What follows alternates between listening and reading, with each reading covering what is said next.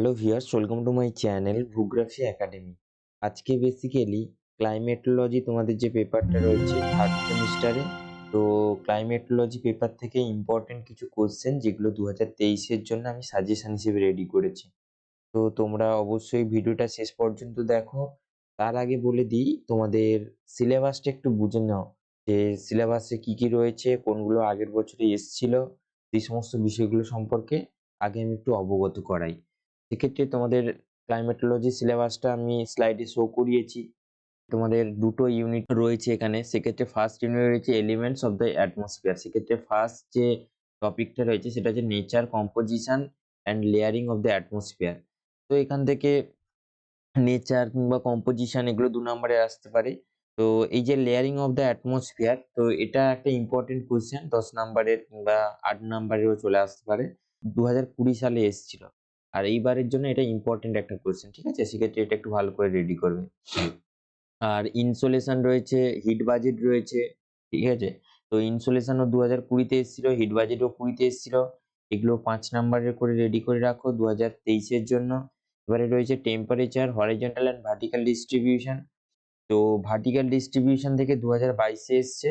R inversion of temperature, types, causes and consequences, ঠিক আছে? তো এগুলো সব 2020 তে এসেছিল। মোটামুটি এগুলো একটু ভালো করে পড়ে রাখবে, এগুলো ইম্পর্টেন্ট রয়েছে। আর overview of climate change, green house effect. Actually কি বলতো, গ্র্যাজুয়েশনে সাজেশন ভিত্তিক পড়াশোনা একদম উচিত কাজ নয়। সেক্ষেত্রে সিলেবাস সম্পর্কে একটা প্রাথমিক ধারণা একটা রাখো, যার উপরে বেস করে তোমরা এক্সাম দিতে যাবে। এক্সাম তো ডিফারেন্ট টাইপের ডিফারেন্ট কোশ্চেন আসে। সেক্ষেত্রে তোমাদের তোমাদের সিলেবাস সম্পর্কে একটা ওভারভিউ থাকতে হবে, ঠিক আছে? তো এবারে রয়েছে তোমার consequences, horizontal and vertical distribution টেম্পারেচারের, এটা ইম্পর্টেন্ট একটা কোশ্চেন। ইনভার্সন অফ টেম্পারেচার, তার যে টাইপস, কজেস এন্ড কনসিকুয়েন্সেস রয়েছে, তো এটা 2020 সালে এসেছিল। এগুলো খুবই ইম্পর্টেন্ট, ঠিক আছে? আর 2022 সালে মোটামুটি এই যে ওজোন লেয়ারের ডিপ্রেশনটা, এটা 2022 সালে এসেছিল। ফরমেশন 2020 সালে 2019 সালে এসেছিল। গ্রিন হাউস এফেক্ট 2020 সালে এসেছিল। সেক্ষেত্রে গ্রিন হাউস এফেক্টটা একটু ভালো করে পড়ে রাখবে, এটা ইম্পর্টেন্ট রয়েছে, ঠিক আছে? আর এখান থেকে ইনসোলেশন, হিট বাজেট এগুলো একটু ভালো করে পড়ে রাখবে। দেন আমরা ইউনিট 2 তে যেটা রয়েছে atmospheric phenomena and climatic classification. তো এখানে বেশ কিছু টপিক ইম্পর্টেন্ট রয়েছে তোমাদের 2023 এর জন্য। সেক্ষেত্রে ফার্স্ট যেটা রয়েছে কনডেনসেশন প্রসেস অ্যান্ড ফর্মস, এগুলো একটু ভালো পড়ে রাখবে। জাস্ট কনডেনসেশন কিভাবে প্রসেস হচ্ছে, কিভাবে তার ফর্মস হচ্ছে, এগুলো একটু ভালো করে পড়ে রাখবে। তো এরপরে রয়েছে মেকানিজম অফ প্রেসিপিটেশন। দুটো থিওরি রয়েছে, একটা হচ্ছে বার্জেন পিন্টিশনের থিওরি, যেটা আমরা জেনারেলি জেনে এসেছি, আইস ক্রিস্টাল থিওরি। আর একটা রয়েছে কলিশন কোয়ালিশন থিওরি। তো এই দুটো থিওরি একটু ভালো করে পড়ে রাখবে। এগুলো 5 নাম্বারের করে দিয়ে দিতে পারে। আইস ক্রিস্টাল যেমন 2019-এ 2021-এ এসছে, বাট কলিশন কোয়ালিশন থিওরি একদম আসেনি। সেক্ষেত্রে এটা একটু ভালো করে পড়ে রাখবে। 2023-এ 5 নাম্বারের এই সমস্ত কোশ্চেন দিয়ে দিতে পারে, মানে কলিশন কোয়ালিশনটা, ঠিক আছে? আর ফর্মস অফ প্রেসিপিটেশন, এখান থেকে 2 নাম্বারের কোশ্চেন প্রচুর আসে, এগুলো একটু ভালো করে পড়ে রাখবে। আর এয়ার মাস থেকে 2020-তে এসছে, 2022-এ এসছে, ঠিক আছে? সেক্ষেত্রে মোটামুটি এটা একটু পড়ে রাখবে। আর ফন্টস যেটা রয়েছে ওয়ার্ম অ্যান্ড কোল্ড, তো এগুলোর ডিফারেন্স চলে আসে। ওয়ার্ম ফন্ট এবং কোল্ড ফন্টের ডিফারেন্স, ফন্টোজেনেসিস, ফন্টোলাইসিসের ডিফারেন্স গুলো অলরেডি রেডি করেছি। তো সেই সমস্ত কোশ্চেন গুলো সম্পর্কে পরবর্তীকালে জানবো কি কোশ্চেন এগুলোর থেকে আসতে পারে। তার আগে একটা সিলেবাস সম্পর্কে একটা প্রাথমিক ধারণা দিচ্ছি, সেগুলো একটু জেনে নাও। স্টেবিলিটি, ইনস্টেবিলিটি, ব্যারোটপিক, ব্যারোক্লিনিক কন্ডিশন, এগুলোর পার্থক্য চলে আসে। Planetary wind, jet stream, index cycle, ঠিক আছে? এগুলো ইম্পর্টেন্ট রয়েছে। তোমার প্ল্যানেটারি উইন্ডটা এবারের জন্য খুব ইম্পর্টেন্ট রয়েছে, এটা একটু পড়ে রাখবে 5 নাম্বারের মতো, ঠিক আছে? আর জেট স্ট্রিমও ইম্পর্টেন্ট রয়েছে, ইন্ডেক্স সাইকেলও ইম্পর্টেন্ট রয়েছে, কারণ এগুলো 2021 সালে এসেছিল, তারপরে 2022 সালে আসেনি। এই কোশ্চেন গুলো ইম্পর্টেন্ট রয়েছে। আর atmospheric disturbance, tropical and mid latitude cyclone রয়েছে। সেক্ষেত্রে মিড ল্যাটিটিউড সাইক্লোনটা একটু ভালো করে পড়ে রাখবে, একটু না খুব ভালো করে পড়ে রাখবে, এটা ইম্পর্টেন্ট রয়েছে। আর থান্ডারস্টর্মও রয়েছে, থান্ডারস্টর্মও ইম্পর্টেন্ট রয়েছে। আর monsoon circulation and mechanism with reference to India, এটা একটু পড়ে রাখবার। ক্লাসিফিকেশনের মধ্যে থন্টয়েড এবং অলিভার রয়েছে। অলিভার পরপর 19-এ এসছে, 21-এ এসছে, বাট থন্টয়েডটা একবারও আসেনি।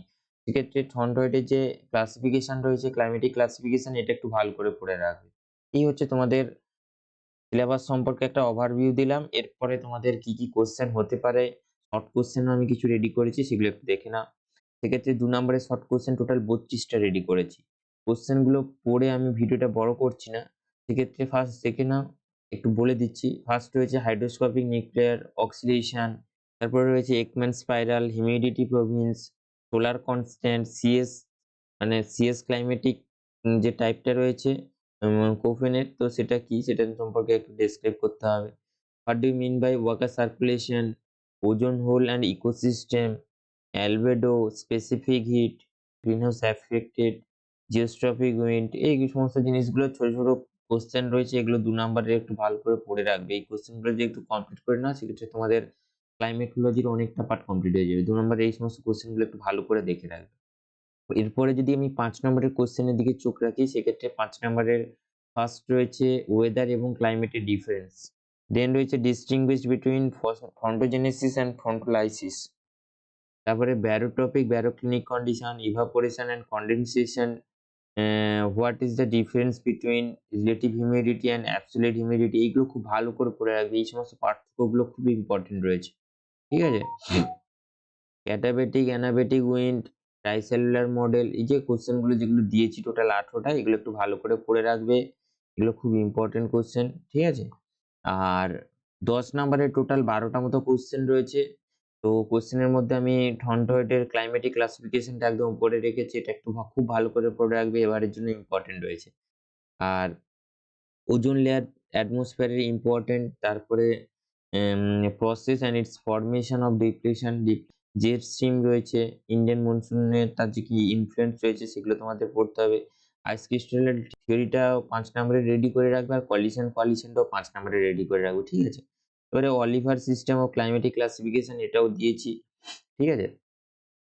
এই কয়েকটা কোশ্চেন, আর আমি এই কোশ্চেন সবগুলো পড়ে ভিডিওটা বড় করছি না। সেক্ষেত্রে এখানে আরো একটা ইম্পর্টেন্ট মিড ল্যাটিটিউড সাইক্লোন, এটা খুব ভালো করে পড়ে রাখবে এইবারের জন্য।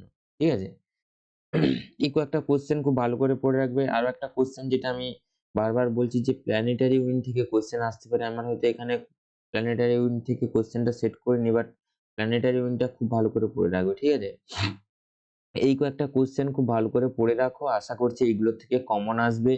আর টেক্সট বই কিংবা সিলেবাস ধরে পড়ার অভ্যাসটা রাখো।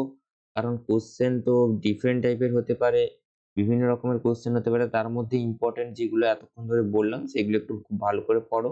আর এমনি সিলেবাস সম্পর্কে একটা ধারণা রাখো। ঠিক আছে? তো এই ছিল টোটাল সাজেশন কিংবা ইম্পর্টেন্ট কোয়েশ্চেন যা কিছু বলতে পারো। এই কোয়েশ্চেন গুলো রেডি করো। আশা করছি তোমাদের এখনো অনেকটা সময় রয়েছে। পড়াশোনা এগিয়ে রাখো আস্তে, আস্তে করে। আর ভিডিওটা মোটামুটি শেষ পর্যন্ত দেখার জন্য অসংখ্য ধন্যবাদ। তোমরা সবাই খুব ভালো থেকো এবং সুস্থ থেকো। যদি পারো বন্ধুদের মধ্যেও শেয়ার করে নিতে পারো এই সমস্ত সাজেশন ভিডিওগুলো।